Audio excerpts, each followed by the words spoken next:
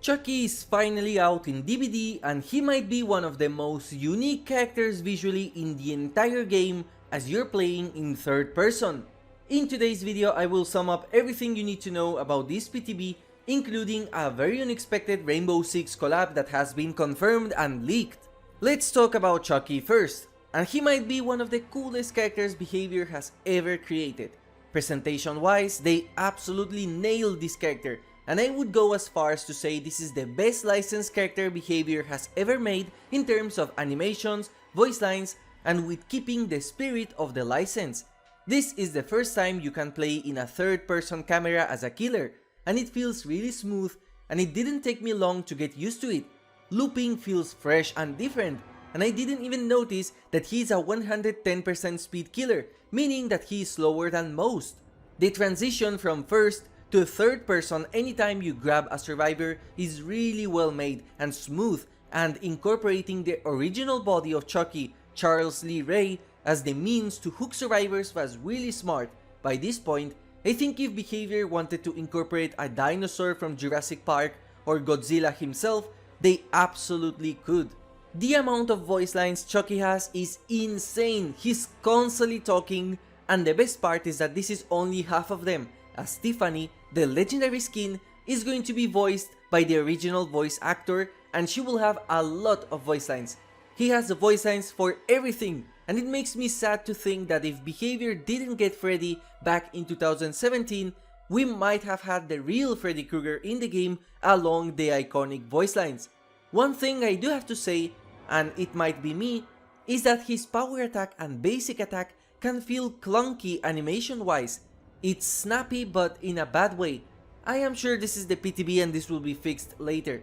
Visually speaking, Charles looks really bad, and I don't know if it's the effect they gave him, if it's a bug, or if it's a texture problem, but he looks like a PlayStation 1 character. The contrast between the quality of the doll and the spirit form is really high.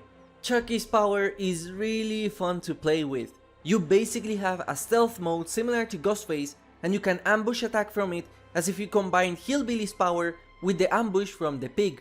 It's super fun to use, and the best part is that mechanically speaking, it seems to have a lot of opportunities for really cool plays, which is something the community loves.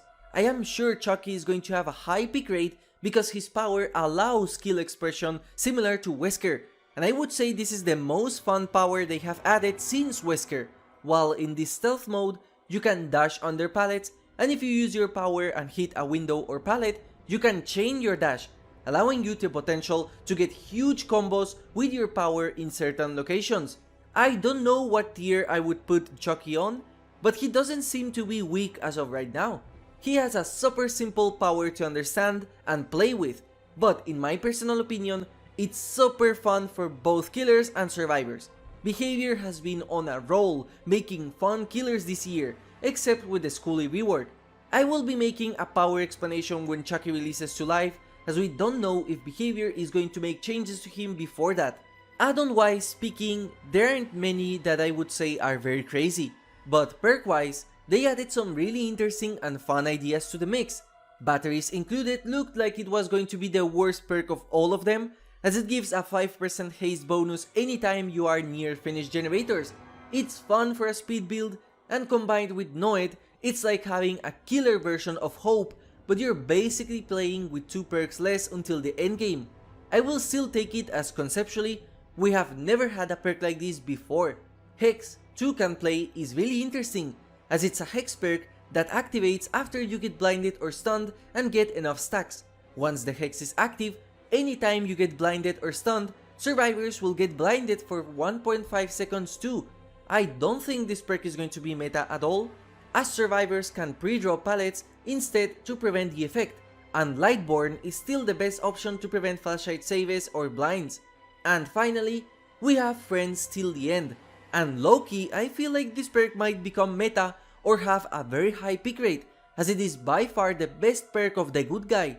When you hook a survivor that is not the obsession gets exposed and their aura is revealed for 10 seconds. If you hook the obsession, a random survivor screams and becomes the new obsession. I feel like this perk combined with Furtive Chase will be very fun, and by itself It's actually a very nice perk. We'll have to see if behavior makes any changes to these perks after the PTB. And now let's talk about something I am not that big of a fan of, the Trickster Rework.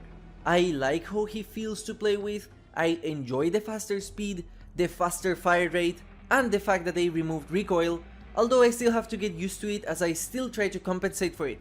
My problem is focused on the main event, as you get it for free almost constantly, and it feels like there is no strategy anymore with this killer. You just spam knives and enjoy free and fast downs.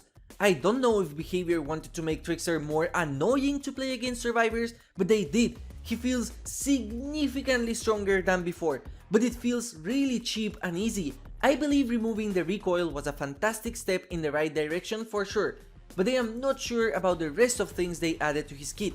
Addon wise, his main event addons seem like they are busted, and I don't understand why they were made.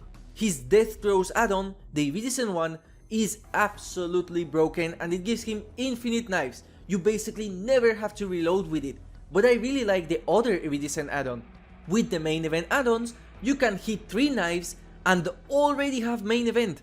Every chase feels like you just spam some knives to a survivor, get main event, and just start using your power with 0 consequences. I don't get the counter to Trickster as a survivor, and he's easier than ever to camp with and tunnel. Trickster's power is problematic, and this was clear from the start, so it's really jarring how in the same patch we'll have a super fun killer to play with, and then we have Trickster. They say this rework was aimed to make him less frustrating to play against, yet I wonder who thought that in the first place. I want to see behavior playtesters play against this Trickster, because the only conclusion I can reach after seeing this busted kit is that the person playing Trickster on the playtest was really bad, or the survivors at behavior in the playtest were really good, and I think it's clear which one it is. I feel like a good idea to prevent this might be to make it so that after you use main event, you cannot use your knife power for a long time. This way, you just cannot spam your main event and play in the most brain dead way. Either that or remove the majority of the buffs they added on this PTB. And finally, just a small nitpick that I wanted to showcase, Shadowborn now changes the FOV at the start of the match. I don't have motion sickness myself, but I can see how this can be a crazy effect that can make people dizzy when they play with this perk. I think this should be reverted, especially on a perk like Shadowborn. Finally, let's talk about map changes, and let's start with Garden of Joy, a map that was very survivor-sided and I personally don't see many changes, to be honest. The map feels the same in terms of size, and you can still chain a lot of loops easily as a survivor. I did notice that the loops seem to be bigger and changed instead of the claustrophobic loops we had before, similar to Ormond, which is a change I welcome. The main building's busted window is still there, which I don't understand, and the breakable wall seems to be completely useless. They added a breakable wall on the top floor, which I would not break if I were a killer, as it gives access to a chest and a strong window on the top. I did notice, however, that the old breakable wall is now open from the start. The other maps from the Mother's Dwelling realm honestly feel the same for me, but I still welcome the fact that they are smaller. Now let's talk about that random Rainbow Six Siege collaboration on the 28th of November, which is really odd, but I welcome any collabs like that. This character, which has been leaked in Rainbow Six, will be a skin for Renato once this collab releases, and we might be getting more cosmetics too, but I am not sure as nothing has been data mined. Since Behavior has already done a collab with For Honor, do you think we might get more Ubisoft collabs in the future, like with Assassin's Creed or Far Cry? Let me know in the comments. Overall, this is one of the best killers they have ever released, and I am very hyped to use him on live servers, as well as see all the skins that they will add to him. I would rate this chapter a very solid 9, only because I am not happy with the Trickster changes, but outside of that, Behavior has absolutely smashed it. Thank you for watching, and have a nice day.